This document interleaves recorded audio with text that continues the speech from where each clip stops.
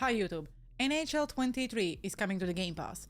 If you are new and you don't know if you want to give it a try, in this video I want to cover what is the difference between NHL 22 and NHL 23. I personally think there is no difference, but if you think I'm wrong, please let me know down in the comment section below, because I really want to know your opinion and why do you think NHL 23 is better or worse than NHL 22? Okay, there actually is a difference.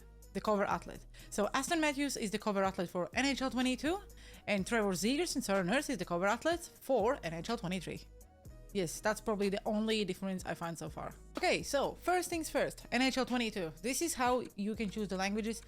Personally, it doesn't really have a big difference between NHL 23. As you can see, the layout for NHL 22 is exact the same as NHL 23. They did change the colors a little bit, but pretty much it looks exactly as the year before. So once you're into the Ultimate Team, you can see then it actually looks exactly the same. So there's HUD Central, there's single player where we can play, we could possibly play it in the past, challenges, exhibition game, and squad battles. Then we have online where we have rivals, HUD champs, and play a friend. That's all. Then we go to the exchange. Auction house sets looks exactly the same. I would say identical. Then we go to the store section again. Store where we can buy any packs, item inbox, and unopened packs. And then we have my team. Looks identical. You open it and the team looks identical. The only difference between these two games at the moment is the card art. Is the card art better this year than the previous year? I personally think that the team of the year cards looked really good last year and they also look pretty cool this year. The card art in general is quite good in both years. But if we just look at the game, there is really no difference. So that's how NHL 22 looks. Okay, now we are in NHL 23. Yes, they did change the background colors a little bit, obviously, but the layout looks exact the same, so we go and choose English. So once you open the game, if you would not see the NHL 23 on top of the screen, would you really realize that you're playing NHL 23? Probably the only difference in this screen is that you can see the female players. Last year we didn't have them. So I think it's a really good addition to this year's game, just to have some variety in the teams, but that's all. Okay, now we are in NHL 23 Ultimate Team. Again, HUD Central, exact the same, rush, objectives, main screen. Then you go into the single player. Voila, and you have the same squad battles, challenges, and exhibition game. Then you go online, we get rivals, champs, and play with a friend. Then you go exchanges, auction house, sets, team building, or just whatever it is. Then you go to the store, exact the same layout. So my point is, what exactly is new in NHL 23 you couldn't play in NHL 22? So the only new addition to actual Ultimate Team would probably be female players being added so you can have mixed teams.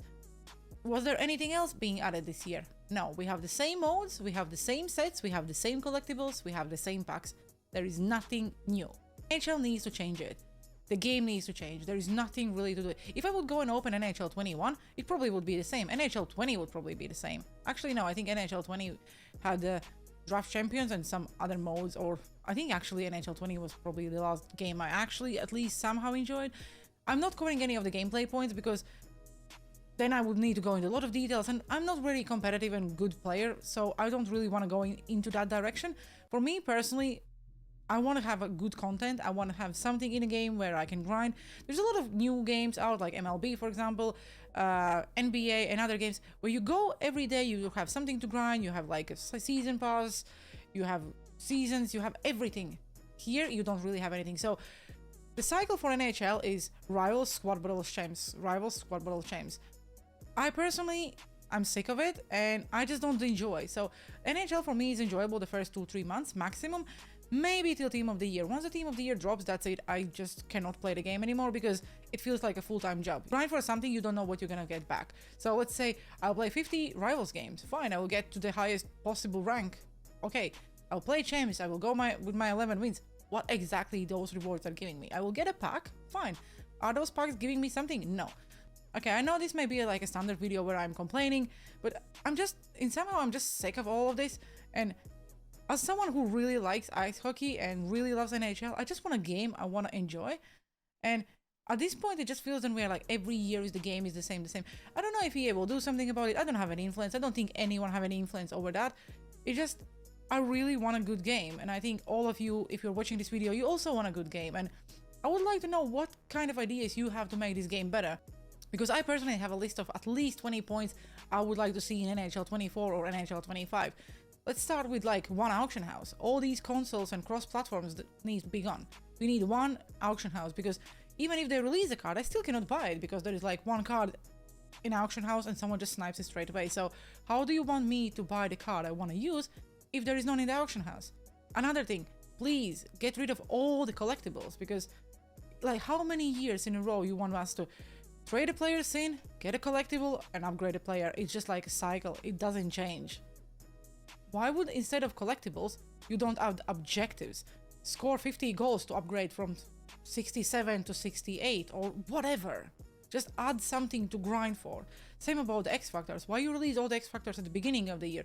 Release them in 2 cycles, at the beginning of the year and after the All-Star break, because there is a lot of players who probably will perform very good, and then I personally think they deserve an X Factor card like Tage Thompson this year. I'll do another separate video about my NHL 25 wishlist. The reason why I'm saying 25, because my hopes for NHL 24 are actually not very high, and I don't think we will receive a huge improvement next year. There probably will be some changes, because there are some small changes every year, but I would not put my hopes that NHL 24 will be any better than NHL 23. Okay guys, that's it for me complaining about the game, and I hope you enjoyed the video, and let me know down in the comment section below, what do you think about the game? What would you like to see in Hockey Ultimate Team? Let's not talk about the gameplay, let's talk about the content, modes or anything. I would really like to see, guys, what are your thoughts, what you need to add to the Ultimate Team to make the game better. I hope you enjoyed the video and have a good one. See you on the ice.